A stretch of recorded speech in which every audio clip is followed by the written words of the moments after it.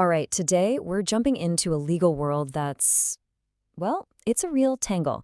It's a place where borders get blurry, old promises meet modern problems, and the very idea of what a nation even is gets put to the test.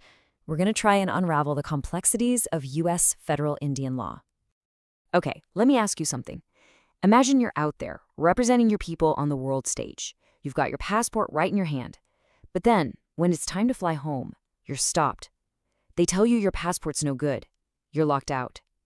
How on earth does something like that happen? So this isn't some thought experiment. This is a real story. It's exactly what went down with the Haudenosaunee Nationals lacrosse team. And get this, these are the people who invented the sport. And yet there they were, stuck, couldn't even compete in the World Championships, all because of a fight over their passports. The answer to how this is possible, well, that's where we get into this massive, complicated web of laws that's been around for centuries. Yeah, that whole story with the lacrosse team, it's the perfect way to start talking about the messy and honestly often contradictory world of U.S. federal Indian law. Okay, so what is this stuff exactly? The best way to think about it is like this giant, tangled ball of yarn. It's made up of all the treaties, the laws, the court cases, everything that defines this really unique relationship between the U.S. government and Native American tribes. And it's so complicated that even the government itself will tell you it's, and I'm quoting here, incredibly complex. And you can see why, right? Just look at all this. It's not like one single neat law. No way. It's this patchwork quilt of literally thousands of treaties, tons of executive orders, a huge pile of statutes, and just centuries of court cases all stacked on top of one another. So you might be wondering, why is there this whole separate legal system in the first place? Well, it boils down to one absolutely crucial point. Native nations never, ever gave up their sovereignty, their inherent right to govern themselves. That right was there before the United States existed, and it was still there after. And this leads us to a really key legal term you've got to get your head around. It's domestic dependent nations. I mean, you can feel the tension right in the name, can't you? It says, yes, tribes are sovereign nations, but at the same time, it also says the U.S. Congress has the power to limit that sovereignty. It's in that gray area, those fuzzy boundaries, where all the confusion and conflict really happens. Okay, so this isn't just some abstract legal theory, right? Let's bring it back down to earth and see how this tangled mess of rules actually affects real people's lives. And sometimes the impact is absolutely devastating. Let's circle back to that lacrosse team. The U.S. government actually came to them with a deal. They said, look, we'll give you a one-time pass to travel. But the players, they said no, because for them, this was way bigger than just one tournament. This was about standing up for their nation's right to govern itself, to issue its own passports, and to be seen as a sovereign nation. They put that principle ahead of winning a championship. That's a huge deal. But look, the consequences of these legal knots can be so much worse than a missed game. I want you to just take a second and really let this number sink in. The murder rate for Indigenous women is 10 times the national average. 10. It's a horrific statistic that's at the heart of the crisis we know as missing and murdered Indigenous women, or MMIW. And a huge reason for this crisis? It's a jurisdictional loophole. It's a gap in the law. Remember those fuzzy boundaries we talked about? Well, here's where they become a life or death issue. For the most part, tribes don't have the full legal power to prosecute non-native people who commit crimes on tribal land. And that means attackers can and do get away with it, which just fuels this awful cycle of violence. Okay, so let's zoom out a bit. We've seen the impact on individuals. Now, how does this whole legal framework affect entire communities?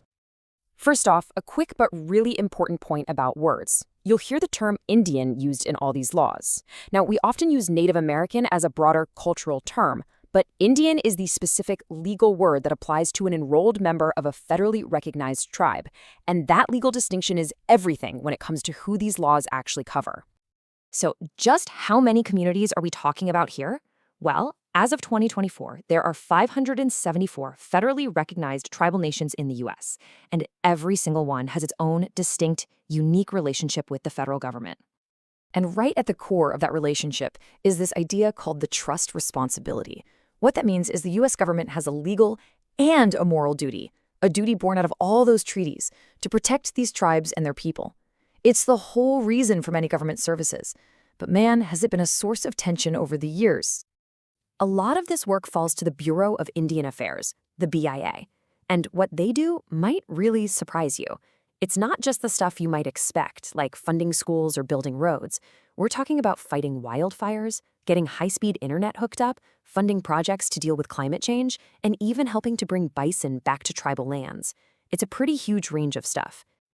And here's a perfect example of how this plays out in the real world. The BIA is helping the Swinomish tribe bring back an ancient practice, building clam gardens to fight back against rising sea levels. I love this quote from a tribal member, Joe Williams, who said, "We are looking to our ancestors' playbook on how to adapt to climate change." How cool is that?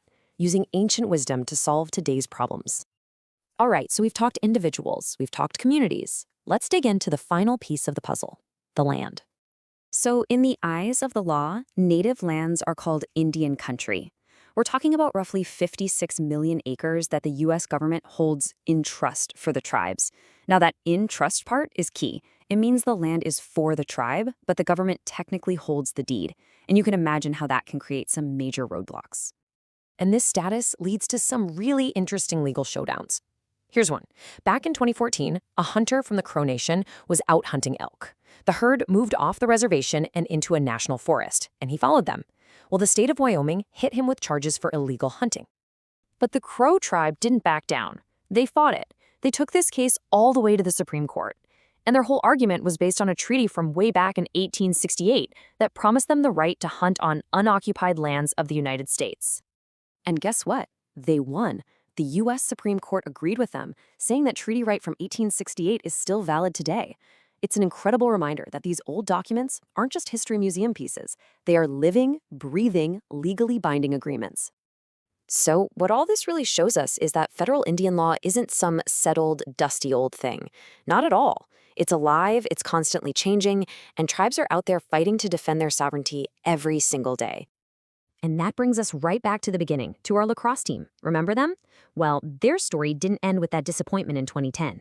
Fast forward to 2022, they flew to the World Championships in Ireland. And this time, they were welcomed with open arms. Ireland stamped their Haudenosaunee passports. It was a huge, hard-fought win for their sovereignty. At the end of the day, sovereignty isn't just a word in an old treaty book.